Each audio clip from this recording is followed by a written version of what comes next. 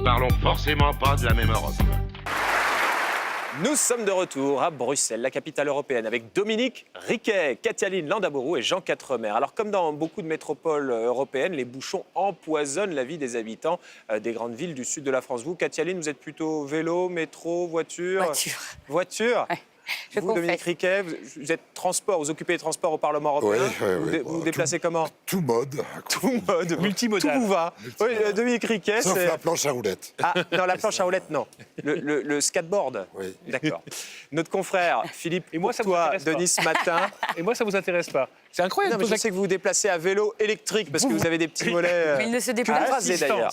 À assistance. Philippe Courtois, on ne sait pas comment il se déplace sur la Côte d'Azur, mais en tout cas, il est de Nice Matin et lui se demande ce que peut faire l'Europe sur cette question.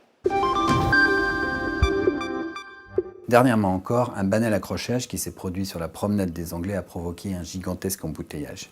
Les 3 voies de circulation ont été neutralisées, les voies Matisse et René Cassin ont été complètement bloquées. Tous les axes ont été immédiatement engorgés.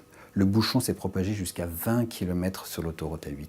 Il aura fallu plus de 2 heures pour commencer à voir la circulation se fluidifier sur la légendaire promenade. Dans les voitures, les automobilistes étaient au bord de la crise de nerfs. Ils avaient le temps de réfléchir, de se souvenir de la promesse d'un certain Jacques Médecin. Dans les années 80, l'ancien maire de Nice avait imaginé construire un tunnel sous la mer et promettait 0 bouchon à l'horizon 2000. C'est une toute autre option qu'a choisi Christian Estrosi en développant le tram dont la ligne 2 sera inaugurée en juillet prochain. Nice n'a pas le monopole des embouteillages, hélas. Chaque matin, le secteur de Marseille, Aix, Aubagne connaît les mêmes difficultés. Et on le sait, toutes les grandes villes d'Europe sont concernées.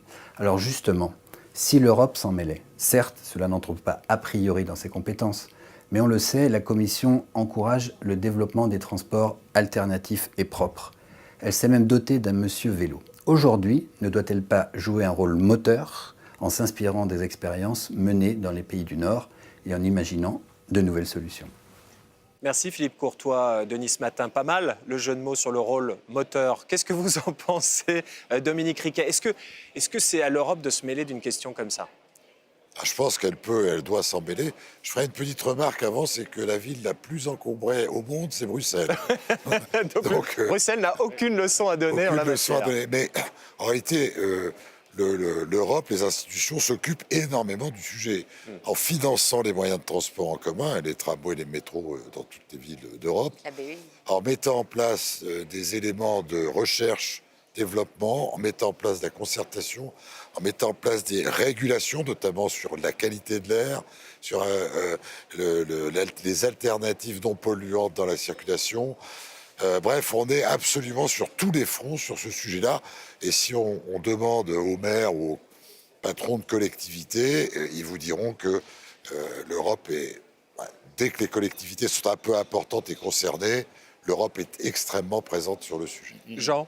Mais c'est évident que l'Europe doit s'occuper de ce sujet, puisque c'est déjà la pollution et le réchauffement et le changement climatique, en grande partie, c'est dû justement à la circulation automobile. Et donc l'Europe, par exemple, encourage la transition énergétique vers des véhicules électriques. Alors évidemment, moi, mon rêve, ça serait qu'effectivement, un super préfet européen intervienne à Bruxelles pour supprimer les égouts à bagnoles, donc ces autoroutes urbaines qui parcourent la ville, qui fait de Bruxelles la ville la plus embouteillée, pas du monde, mais de l'OCDE, effectivement des pays de l'OCDE, du monde occidental, on va dire.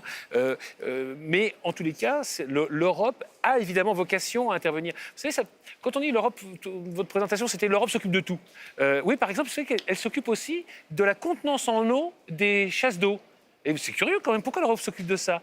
Parce qu'on va manquer d'eau sur la planète. Et il est nécessaire de limiter la consommation en eau de nos toilettes, parce que c'est des millions de litres qui disparaissent ainsi comme ça. Donc il faut que l'Europe, effectivement, intervienne sur des sujets comme cela, parce que c'est notre environnement et c'est le futur de nos enfants qui en dépend. Katialine, ce que dit Jean, c'est on fustige la Commission en disant la Commission s'occupe de la réglementation des urinoirs. C'est pathétique, c'est ridicule, il ne devrait pas s'occuper de ça. Non, c'est pas ce qu'il a dit. Si Bruxelles ne s'occupait pas de ça, sachant que chaque Européen consomme, vous savez combien de litres Non. chaque Européen consomme par jour, Jean? 200 litres. 200 litres d'eau par jour. C'est pour ça qu'il faut clairement légiférer, réglementer ces questions-là. Mais sur le transport, urbain, le niveau de pouvoir le plus pertinent, ce sont les villes. Et toutes les stratégies qui ont été élaborées par la Commission européenne, qui sont des stratégies qui sont plutôt, ce sont des conseils, ce sont des échanges d'expériences, ce sont des réseaux qui sont mis en place et cofinancés par l'Union européenne, mais ils insistent sur la nécessaire collaboration entre Bruxelles et les villes. Donc il y a des réseaux comme Civitas, ça fait 10 ans que ça existe, ça regroupe 60 villes qui veulent développer des solutions innovantes pour un transport urbain durable. Bruxelles est dedans ? Alors, Bruxelles n'est pas dedans. Ah ben voilà. Et en France, il y a par exemple Nantes, il y a La Rochelle, mais il n'y a pas Nice. Donc on pourrait peut-être conseiller à M. Estrosi de s'intéresser à ce genre d'activité, à ce genre de réseau. Mais Dominique Riquet, en gros, ce que vous nous avez dit, c'est que l'Europe s'était déjà saisie de la question à travers la lutte contre la pollution, à travers le financement des énergies.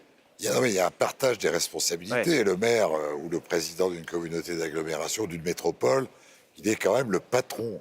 Donc on intervient en soutenant, en aidant, en conseillant, de temps en temps en réglementant. Mais en fait, le plus important, c'est d'aller vers un changement à la fois des modes de transport, de leur articulation, des comportements. Et là, c'est plus compliqué. Par exemple, tous les automobilistes qui étaient bloqués sur 20 km sur la promenade des Anglais, là, dans le reportage précédent, ils étaient à combien dans leur voiture ? Le car sharing, à suivre, l'édito de Jean Quatremer. Le président Emmanuel Macron ne serait-il pas un homme bien seul en Europe ? C'est la question que tonton Jean va se poser. Nous ne parlons forcément pas de la même Europe.